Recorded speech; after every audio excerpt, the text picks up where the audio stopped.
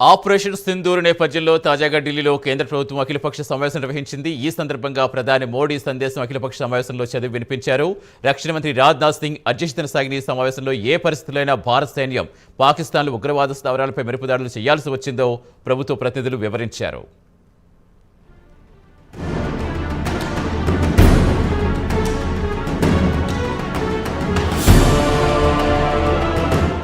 Operation Sindoor పేరుతో పాకిస్తాన్లోని ఉగ్రవాద స్థావరాలపై మెరుపుదాడులు చేసిన సంఘటనకు సంబంధించి వివరించడానికి తాజాగా కేంద్ర ప్రభుత్వం అఖిలపక్ష సమావేశం నిర్వహించింది. పార్లమెంటు ప్రాంగణంలో జరిగిన ఈ అఖిలపక్ష సమావేశానికి రక్షణ శాఖ మంత్రి రాజ్నాథ్ సింగ్ అధ్యక్షత వహించారు. రాజ్నాథ్తో పాటు కేంద్ర మంత్రులు అమిత్ షా, ఎస్ జయశంకర్, నిర్మలా సీతారామన్ కూడా ఈ సమావేశంలో పాల్గొన్నారు. అలాగే భారతీయ జనతా పార్టీ జాతీయ అధ్యక్షుడు జగత్ ప్రకాష్ నడ్డా కూడా అఖిలపక్ష సమావేశానికి హాజరయ్యారు.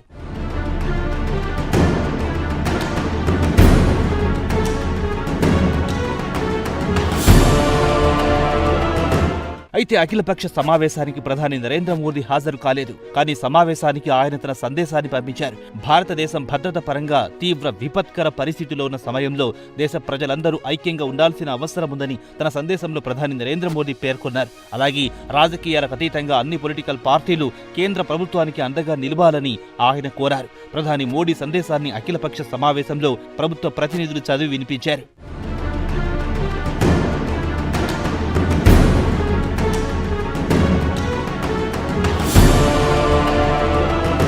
అలాగే ఏ పరిస్థితుల్లో ఆపరేషన్ సింధూర్ను భారత సైన్యం చేపట్టిందో ఈ సమావేశంలో రక్షణ శాఖ మంత్రి రాజ్నాథ్ సింగ్ వెల్లడించారు. అలాగే ఆపరేషన్ సింధూర్లో పాకిస్తాన్ ఆక్రమిత కాశ్మీర్లోని మొత్తం 9 ఉగ్రవాద స్థావరాలను మన సైన్యం ఎలా ధ్వంసం చేసిందో కూడా ఈ సమావేశంలో వివరించారు. అంతేకాని ఎక్కడ అమాయక పాకిస్తాన్ ప్రజలపై కానీ పాకిస్తాన్ సైనికులపై కానీ మన ఆర్మీ దాడి చెయ్యలేదని ఆల్ పార్టీ మీటింగ్ కు హాజరైన నేతలకు రాజ్నాథ్ సింగ్ స్పష్టం చేశారు.